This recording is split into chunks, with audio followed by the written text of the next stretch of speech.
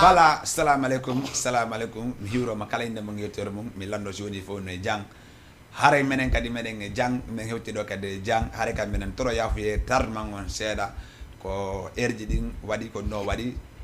stade seeda. Hare no mi inna sen iwi don salmina wona nenira men e babira men anda horema no jodi no darde Jama TV. Sen iwi don salmina wona mojbere wonde nga Jama TV wona PDG on do ha e madam ba e ngatiala e goto. Sen iwi don kadi de way salmin gon kadi wona anda horema e wali ben kadi ko obitaji non nawni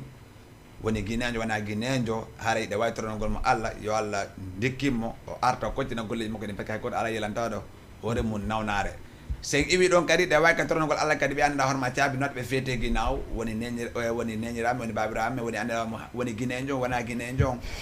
woddo banni adama tun kala anana horma hino ko prisonji torde mo Allah yo Allah yaltimmo e dow jam mojjere o arta o koctina golle mo pekay hay goddo ala yelantaado yelantodo hore mun kaso tere ngandi kaso no way non hay gaño ma yelanta ko dum don e de way torongol balla yo Allah arti be ko be kontina golleji mabbe din sen iwi don kadi e de way kadi e artugol kadi anda warma surtout ma non nini asma ko wona do ni de yi sarde no wonir non wona rama général di no wodi wona anda warma machine ji no jettede tun haysina machine ma wala machine go no jettede enen jotti be motoji din aciden hakkille arne hakkille men ndaaren kala ko wata yogol anda si a golli ha 19 heures yoni 20 heures yoni jippoda sa ndaare joni yimbe no agressé de motoji di surtout ma enen fulbe enen be jotti be TBS be yetube be yedi tube nama pullo ngari be jokkitama be gañama tawanon kala na wanyana wonki makun yo burane machine ta ndaare wana buyno dogina do machine ji tawana kambe je machine ji di kana hara be dogina joni tay na anje wujama kono jomi inata yobo walla o inna a yeeytu walla o inna ko kala waɗɗa haray ko no waɗi sen ɗum noon kadi ardine hakkille kadi e wallu ka téléphone ji ɗi téléphone ji ɗi kadi sa soda téléphone wakkilo ya magasin sooda téléphone ma heɓa facture hande guineɓe ɓuyno soka 100 métre ɗo ko saabu téléphone ji ɗi waɗi ha ɓe soka hande sa daari hujjuɗo e sooduɗo ɓenɗiɗo ko hombo ɓurete sokede ko sooduɗo ɓurete sokede ɓenɗiɗo hujjuɗo soke 3 mois soju ɗon soke 1 an walla 2 ans te sa ndaari ko konno ɓenatamo kanko mo wowi sodugol ko hujja paquet sa hujji ko ala sa soodi ko ala preuve haare an tiguiɗo ka woni hoore hujjuɗo on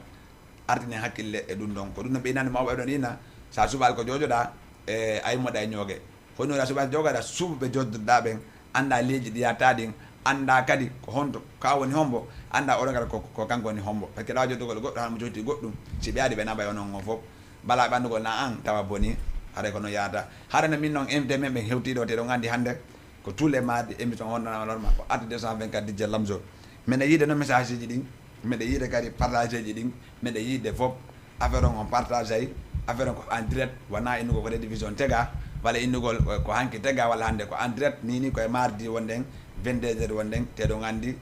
nini e naati mois de septembre hande kole komin hiiɗen le 11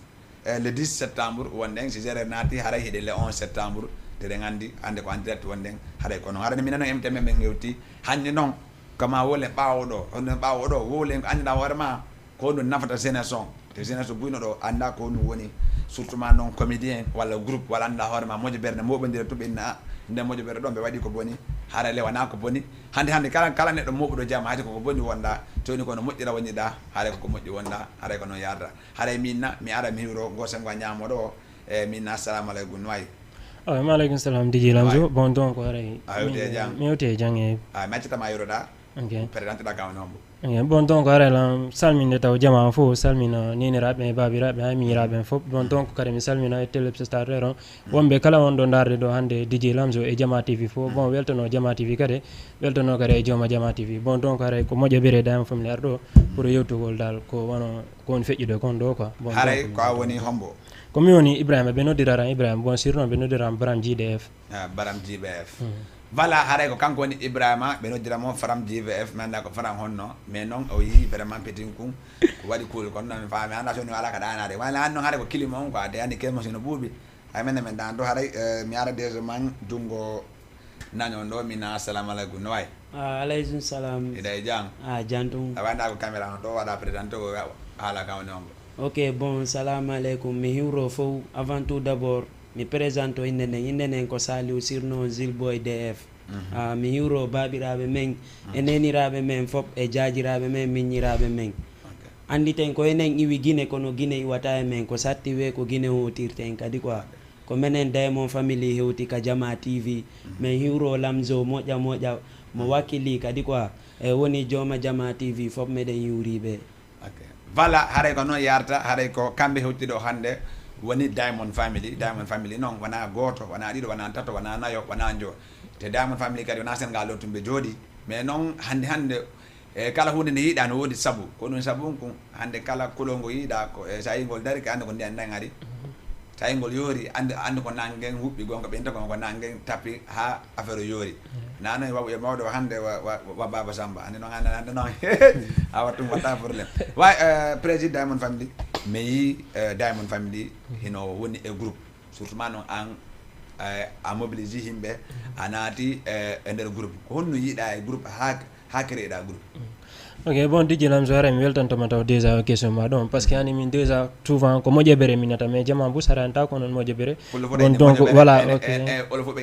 ok voilà bon donc ɓe ini groupe quoi afami bon donc il faut ɗum noon jama oɗo hande ɓe yewta ɗum e pular quoi ene fo wawi famde ɗum noon bon donc hara on question ma ɗon welare an taw déjà afami par ce que hande sa yi jama on ɗo no ɗuuɗi wona neniraɓe mano babiraɓe a nana e buyno yewta carrément ɓeyna mi jaɓata ɓiɗɗo e naada e moƴƴeɓere mano o waɗa toon ko boni par ce que moƴƴeɓere fo na gooti quoi bon woɓɓe go waɗay ko boni woɓɓe go naata ɗum ɗo e ɗum ɗo bon donc haray minen ko addi men ko sensibilise gol jama o bon donc par ce que sa yi groupe Diamond Family taw déjà min jaɓata hay goto ara toon ina no nadde men salo o naata quoi par ce que groupe ji ɗin fof na gooti bon donc si tagaɗo ƴeewi kala ko ƴeewi wari ni carrément la fala nadde ko moƴƴeɓere ma bon si tawi ɗa andi ko moƴƴi wonda mano ko wallugol jama wonda bon donc il faut naata e mum naada mo o wawa walitade ɗum noon tu vois bon donc e hewre ɗum noon kadi wono honno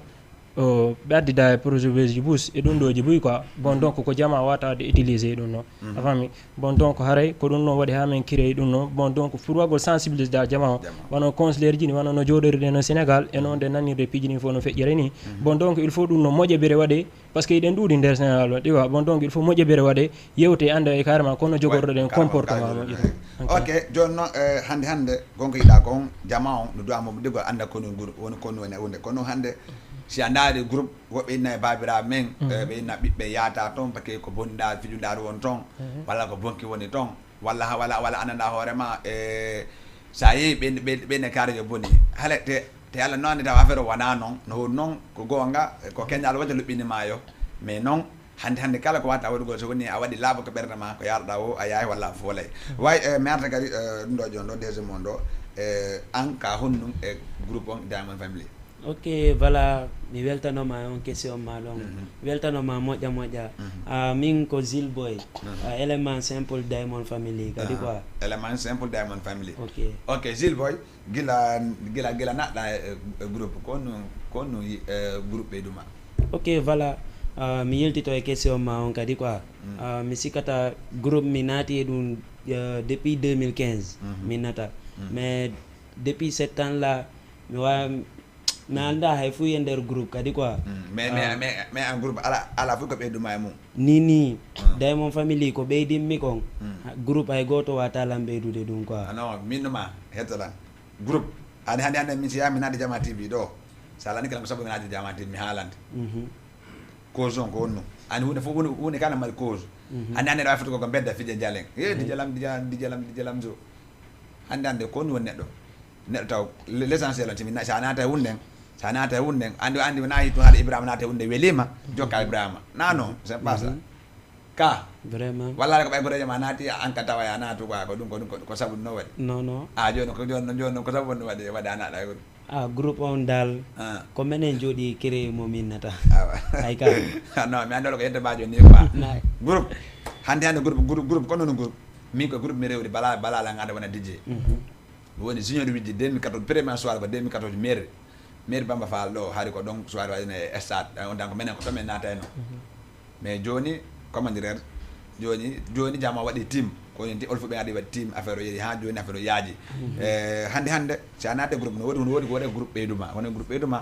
haari an tun fiya woni ko yennugoji pay koye wonɗo walla yennira gore ma tappiƴira ga mais hande si événement waɗi walla mariage waɗi a wattu to ha moƴƴa ya joɗa waɗa correct si babiraɓe ma noddima hiɗa andi ha joni an parole awa wawi wolugol ɗo ga bien sûr awa kono no waɗi ha groupe ɓeyduma hande andi yimɓe buy andima ko saabu groupe o ɓe andirma ko gonga wala fenade bien sûr donc ko gonga anda so wona ɗano woni ko maɓɓe ɗum est ce que wandani ɗum non ha hande a jaɓata woni ko tunugol ha coƴƴima tunna fof tawaɗa yalta yimɓeɓe yiyama affaire ƴeɗɗo ɓe nayi ko élément jo Diamond Family a herta wala herta a herta groupe goɗɗum ɓeɗe kono noon ɓurti ɓeydugo surtout ma noon ɓe andaɓe ɓurta andugol a faami ga ok Ibou meɗe yiide hande an gila mi yima gila mi yi président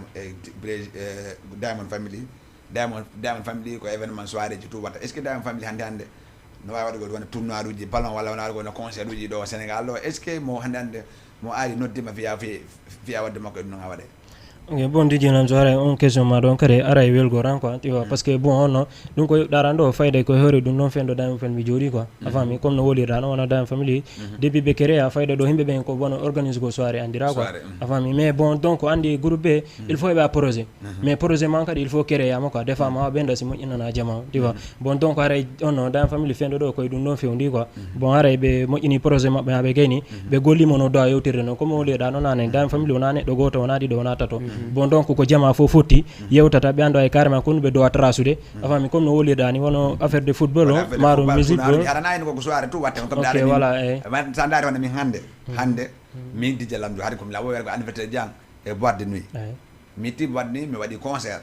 anniversaire concert le 21 septembre a faami an kadi hiɗa wadde le 14 a faami mais noon hannde pourquoi ça groupe comme ta ɗo hannde ta ɓen groupe a jantini wona mi fa cuɗa eno ɗo wona Diamond Family Kimboy danse ino ɗo a faami mobilise ɗon innon par exemple hannde au soir ɗo min heeɓi 200 000 ɓeɗa heeɓi 300 000 ɓeɗo heeɓi 400 000 moɓiɗino ɗin mbuɗaɗo 3 groupe natodirɗe inne adden arti joni ɗo Guinée yaw ƴetto Durasek walla yaw ƴetto nokku go anda warma stade Ouakam wonno ɗon waɗa événement maña warma mo goto waɗa hannde an ka yimowo ga non wona Diamond Family no mari yimoɓe Diamond Family no mari artiste wono bon amji o yimuɗo jaaɗa yiɗi landa suuɗi lan mi jeejuma yiɗan tunta suuɗo lan ka hannde an to ƴetti o ɗon o dogni promotion makko woɓɓe ari bakkige makko o yaha walla o yahata o yaha bien sûr wa bien sûr bon ko ɗum ɗon mi falma sifanade seeɗa quoi wono comme ko wolira ɗon ko wono projet ji maɓɓe ɗi no dari da on organise soirée organise go ballon wono piiji buy quoi min yajindal game on a faami par ce que bon minen wona ɗum ɗo min tawno ɗo quoi tu vois bon donc min daaro min tawi systéme o fusimu moƴƴa quoi bon donc ko ɗum ɗo mere impose gol pour wawgol change gol sifa ɗin piiji ɗon quoi bon donc haray propos pono ɗum ɗo projet ji buydal no dari yesso amen te bon inchallah les 14 feƴƴi bon inchallah koye ɗin piiji ɗon min faala darade ko hara wona finugol organise gol soirée wono concert ji wono football wono piijugo e piijugo no ton ko hay musique et clip ji ɗin ɗi ko da wolde film fof quoi tu vois bon donc haray ɗum no fof Diamond Family no dari film inchallah Diamond Family mi yiye joyi par exemple wona groupe aji ɗin ɗuuɗi e nder Ouakam hande immi ɗo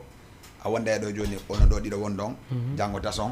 e ɓeeɗa ya wona feere ono ka wona feere kono watta ɗum noon ok bon donc haray andi ɗum noon kadi wono piiji buyno toon ko min mi sikkata tun ko sensibilisation e comportement ji ɗin manqui quoi sina ɗum neɗɗo avant ɗa créede piigu gotum il faut ɓaɗɗoɗo anduɓe ɓen ɓe andinamata ha ɓe gayna après bon si waɗa sifa ɗin piiji ɗon mais no waɗi buy ɓe towni kinto saabu ɗum noon quoi bon donc ɓe kadi no wawi nangude aigri yagal bon donc fi wonugol ko groupe ma maɗum goɗɗum ko ɗum waɗi souvent min fen ɗo kala arɗo fi wonugol groupe mi ɓannitaymo quoi bon bien sûr kadi wona arɗo ko groupe raɗɗotamo sa aɗa kemo o heɓay ɓerde nde nanamata carrément kanka ɗo inne waɗay ɗum ɗo hay so wata bon donc so inne waɗay ɗum noon après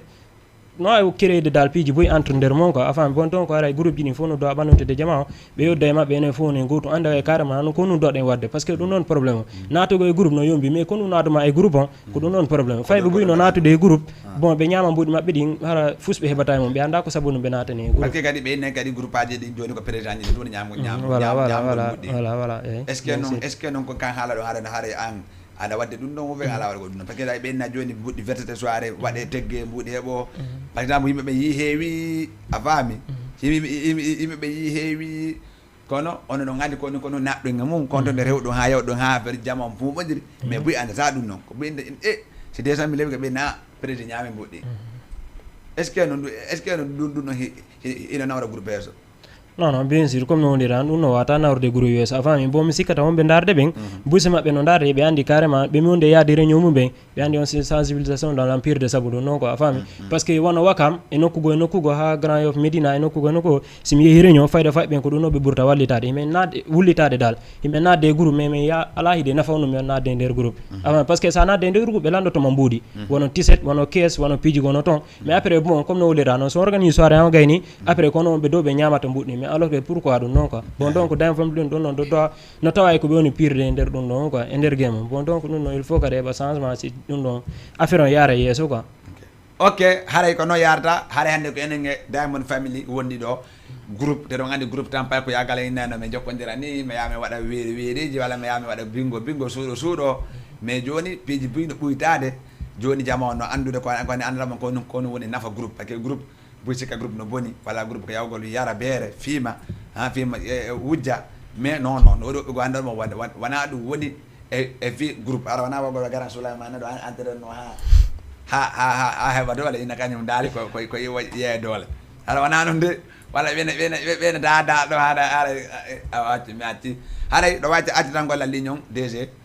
heɓen 3 auditeurs ɓe wawa natugol ɓe nodda Diamond Family woda ko ɓe wooli après iɗon andi kadi SRPT boy kande ɗo hande te ɗen andi noon piiji ɗi no hoori piiji menen ko mawela haɗay te ƴiwi ɗon salminen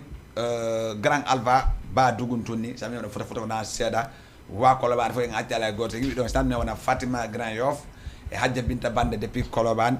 e Séré Madina Hulali e Mama Aïssa Ri 3 salminen foto na seeɗa salminen wona Hadja Binta Diawne depuis Medina salminen foto na seeɗa salminen wona parengan on wona Moussa Sy depuis Kermasara salminen foto na seeɗa o woni DJ Lamzo hikkanno maranɓe moƴa min mi maranima tagi ɗo salminen kode marengan on hatinatu Gawal e wona kadi e Binta Medina deuxiéme mare on salminen foto na seeɗa en acci ala goto kala hoore man kadi e troisiéme on kadi salminen wona Aïssa Kermasara kanka salminen foto na seeɗa en acci ala goto woni kadi Binta Fass kamɓe kadi ɓe accaka marenɓe fof dal accaka legañi noon hikka noon wona noon o nodde men ko 78 116 82 38 78 116 82 38 nodda men en direct haɗa noon o wawali wa yette baɓɓen bippugol na bippugol dey so nodda men si na ɗum dey min coupa ɓagge menen kam yette jalloɓe ɗon andi yette jallo yette ba meeɗa hejjugol ka garan Souleymane haɗa kono yarta haɗa mi arda nini ko ɗum exact Diamond Family anda warma ko vision honɗum mari vision maɓɓe on dal min ko wata inde vision maɓɓe on e projet maɓɓe on ko 2025 yimɓe ɓen yiyatamo est ce que Diamond Family wawa ɓuuri wadde groupe aji heddeteɗi ɗi bien sûr koye ɗum mi woni komi watta kon 2025 mi wawlaki groupe ji rewnoɗi ɗo han woni nini waɗay ɗum nini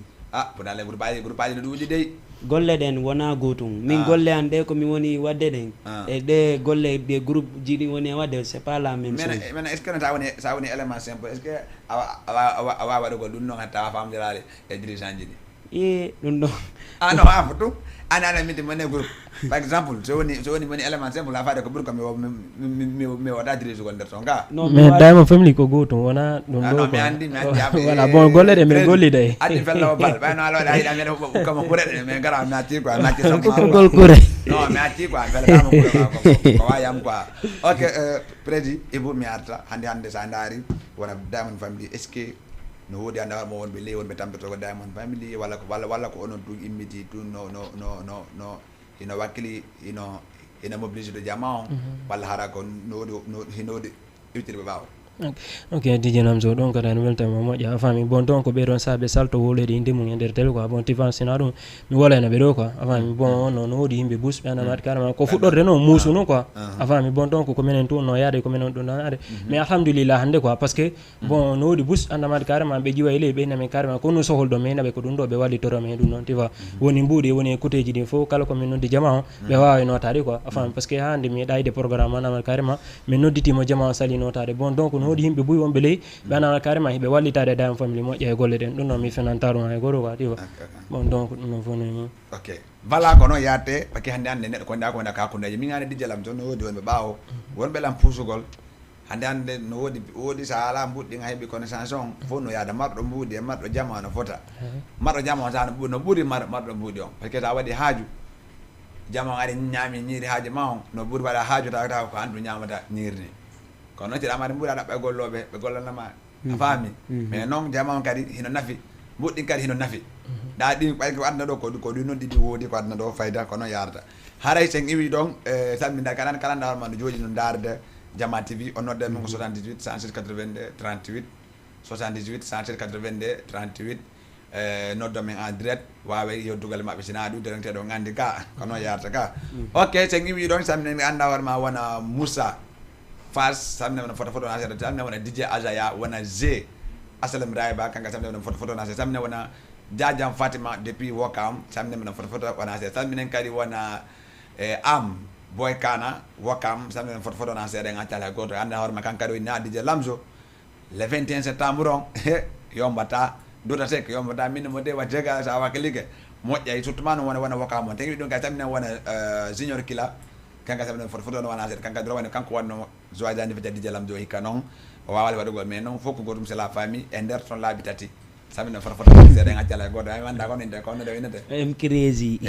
wow kam samina foto ani min ani fam ani abama min bay boji di bali inde jido min anga mo joko ko no ko tun aga me hawdo ndire mo waka yo bien sûr ko no dir président mi arta mom anka mi arta bala hida wayni to komba mo wada wargo don site go don seeda wona andar man walita don atanga Diamond Family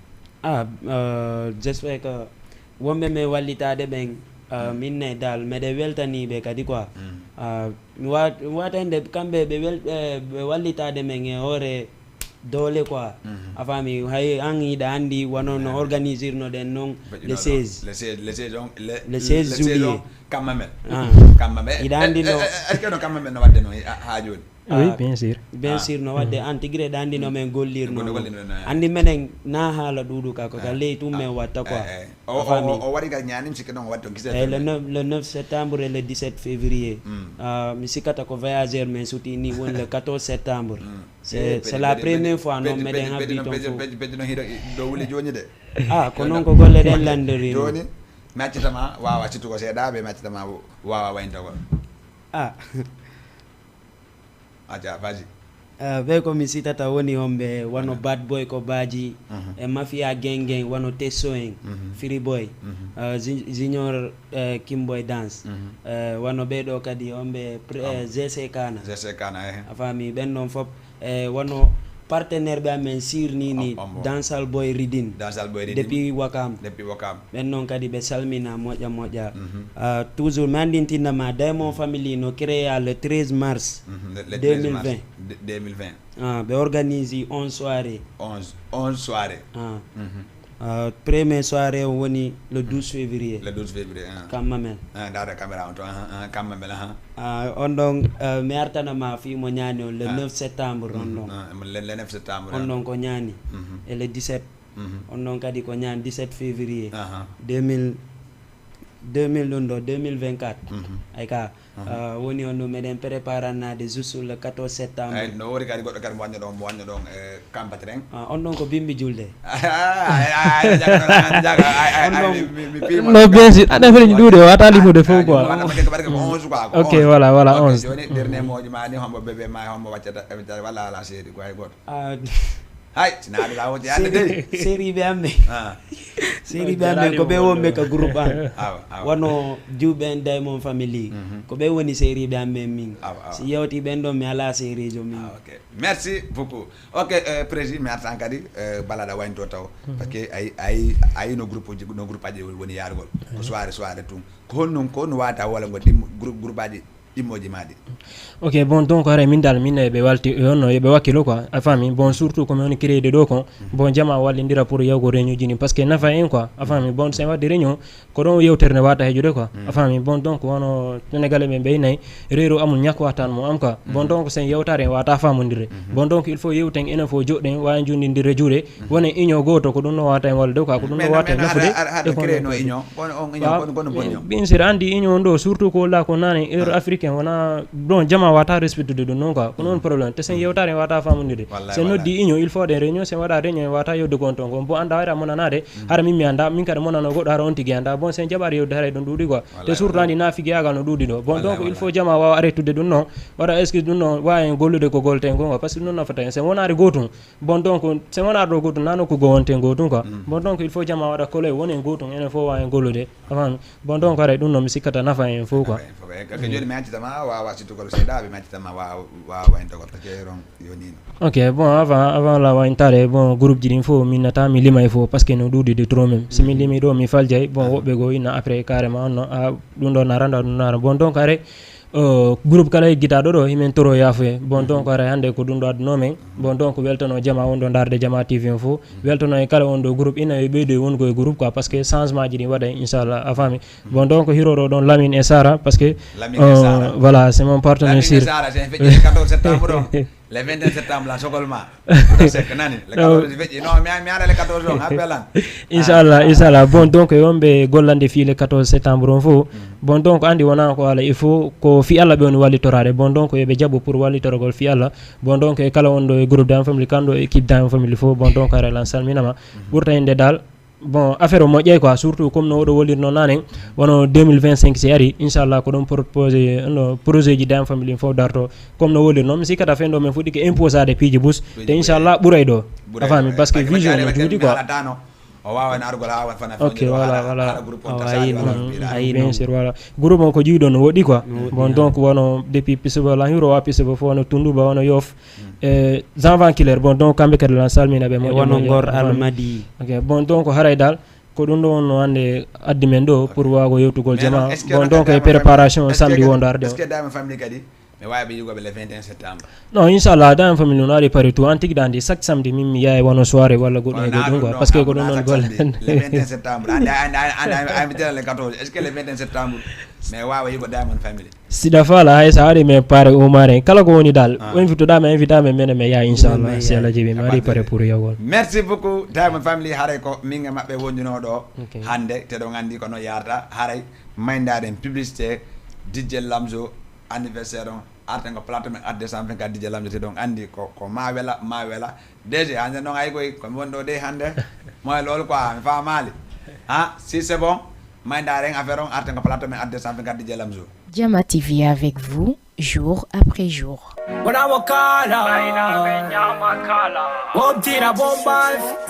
Lion. Happy birthday, DJ Lamzo.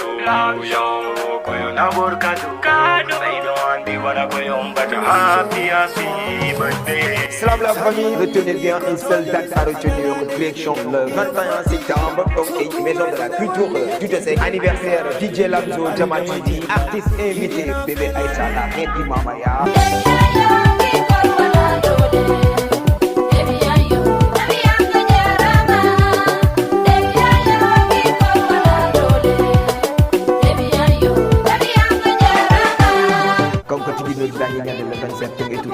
Harana woto goto tout ça connaître. Numéro de téléphone on wala 70 353 58 42. Woni numéro de téléphone ma kon kala fala mo contacter. Kala fala de préventif de 3500 francs. Jour J ko 4000 francs. VIP on ko 5000 francs. Woto goto tout ça connaître. Anniversaire DJ Lamzo. Mono di association di niveau, groupe di niveau, mono di gadi série di niveau. Donc tout est le 21 septembre. Woto goto tout ça connaître. Menenga yu di niveau menderto. Awa DJ be fokani no dita. Avec DJ Lamzo, ressortissant de permission fokani no dita woni be kundara be mali be telimi le be galaba be mamu be kindia be labe be fono no dita. Donc et centre culturel tout est sec. Woto goto tout ça connaître. Amin domi ni fokidi.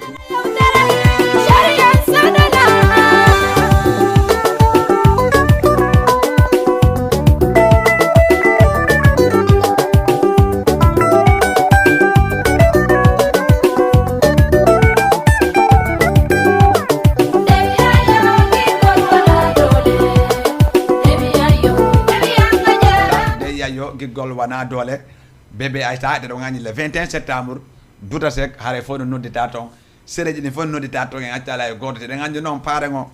ko Djiby Kosi séré majjinan walade ɗo gandi peeji ɗi no hewre peeji haare noon invité men ɓe ñewtiɗo kadi hannde ɗo gandi noon piiji ɗi no hoore piiji haɗay kono yarda haɗay min assalamu aleykum. Waleykum salam. no wayi hiɗe jang Cool. no wawi fonto ɓanta ko la moƴƴan ndaara caméra on ko no wayi hiɗe jang Jan Tung. ok mi accitama hiroɗa présidente ɗa ka woni on bo. It is a Sami boy Sami from boy. Humble CB. Iwdi Peter Sanka Nako Bumi. iwdi Peter Centre Sami boy groupe SR petit boy Nyama genge. gen ok haray o yi ko minen e SR petit boy from ñamakala ko ñoo na ñamakala men ko foron piji kese men ko foron hono dali ko non piji kese do wiide Sami Kono. ok Sami mais yima do hande Jama TV ko do wata deuxième fois hidade Jama TV ko honno yiɗa Jama TV ni taw Jama TV sina mi weltano be rek. Golle mabbe do no laabi no on laba. joni yiɗa parce que men wi waka men ngadi joni moni man ko lobando Ah, nice. ay da way fonta ko dara caméra on do Wata haaldem dara kamera. ok Sami mais yi hande le 21 septembre SR Petit Boy hino tawa concert anda on ma wodowo le 21 septembre est ce que non mais waway yigol SR Petit Boy ne ñande Ne nyande ara men der ton. Humpaada men wo yara bo men ton. Me wada fayal ner ton. joni est ce que ay ni pay ko timbi manda ko timbi honno walla ko timbi on Sanka min numa. ko do l'argent ka en Ɗum ɗon ko ngaade mi ala ɗum ɗon. jarare wolto way banta gol tunda wa affaire o feƴƴay ala probléme haray kono yarata mi haray ko enen SR Petit Boy woni ɗo te ɗo yi vraiment ko kamɓe kadi ɓe tawa les concert le 21 septembre Douta Seck te ɗon andi noon o yi so na noon no yo yiyemo ɗo te ɗon andi noon ko ɗum ɗo est ce que noon on Baba Samba mbeɗa wawi nangol freestyle man dawarma vraiment Baba Samba no woodi ko piiji ɗi an dawarma no weeli mayi Keleyanko penda inde yam min ko Mamadou Samba esaya wandalanga no diray landemba fijjira he mi yenna bamma miro na yango dalma say ko dansal niga meden tay ko dansal meɗen dowma. ok mais noon SR Petit Boy no wadde affaire de musique sa daari ɓe waɗay love walla ɓe waɗa desol mais noon est ce que onon ko ono ko love wonde ga desol tum baji ɗon uben kan no woodi goɗɗi goyna nanoma hiɗo wadde ɗi saynama SR Petit Boy ko foli falan ñama gem men tourna e valan ko adduɗa wo me yima est ce que pooɗa. mais noon hannde noon SR Petit Boy no jooɗi wona Dakar ɗo so sa daari wona buyi nanda hoorema wona himoɓe kala himowo ɗo ɓe innamo sa woni ɗo a yahata ko nu yiyata ɗum ɗum par ce que hannde hiɗo mari clip aji nanamana 4 clip mi anda 5 clip par ce que ɗo jamaji ɗin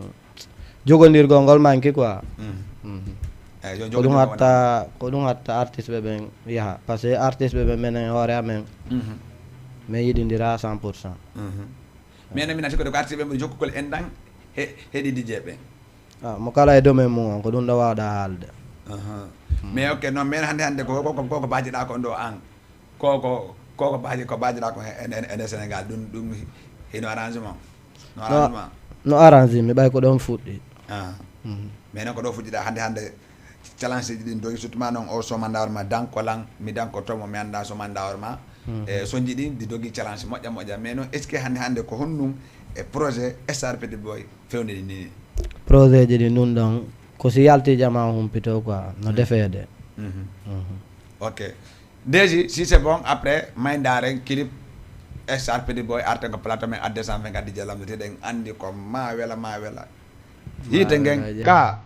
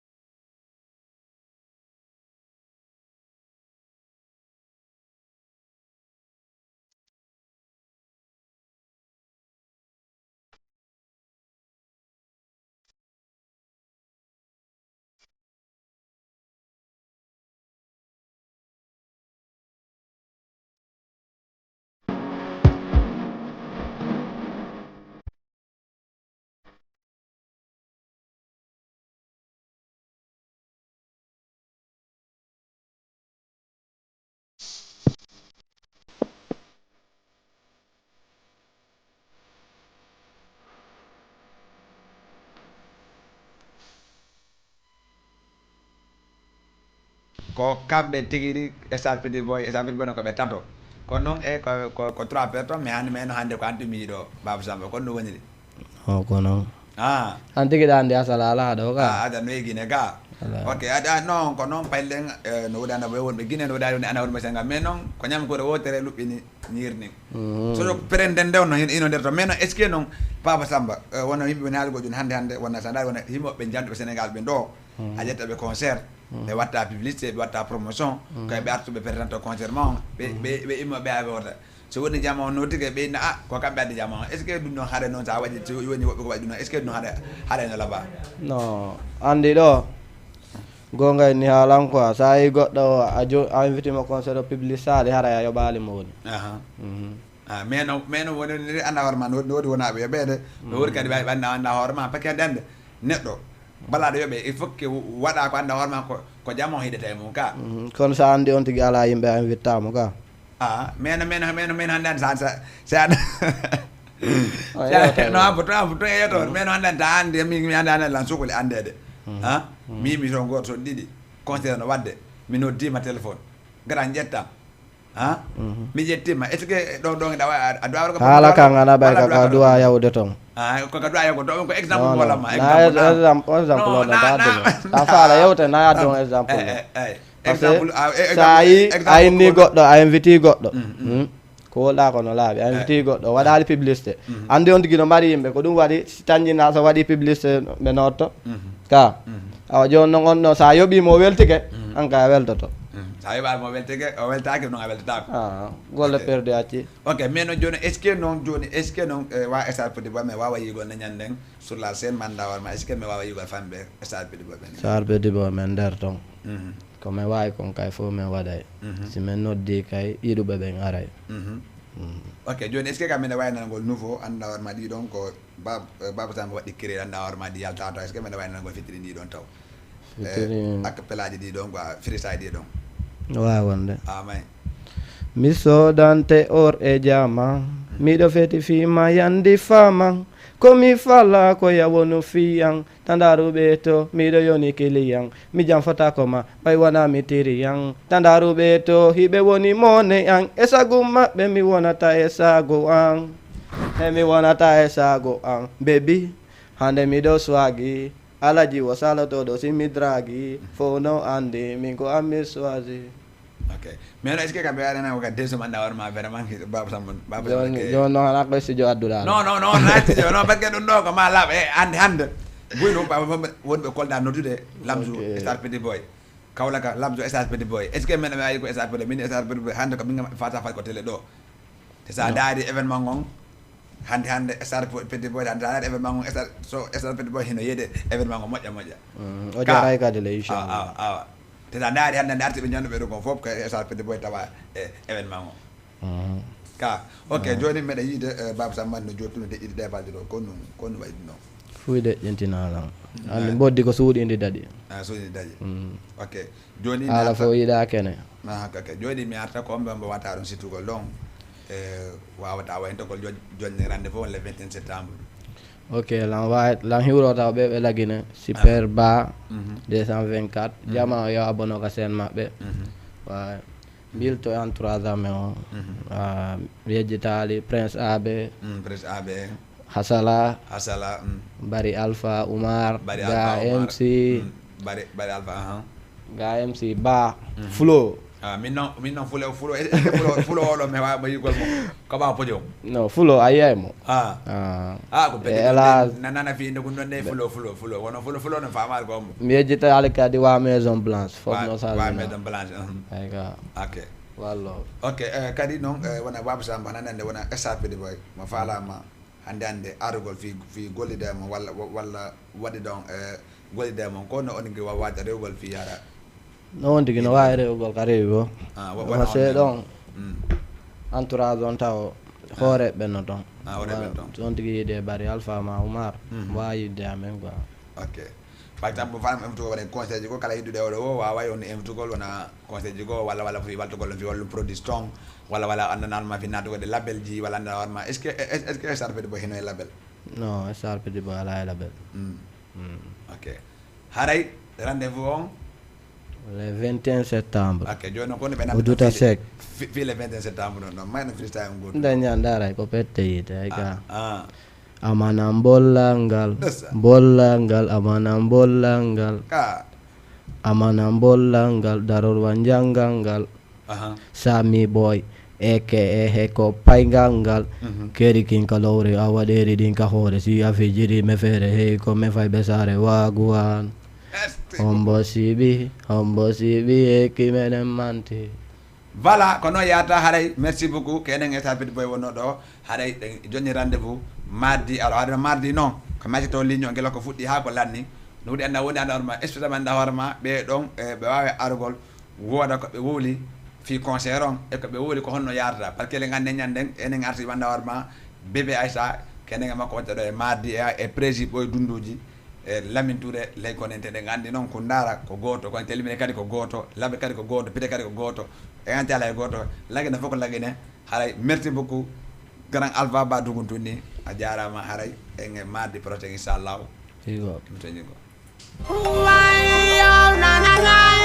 Yeah.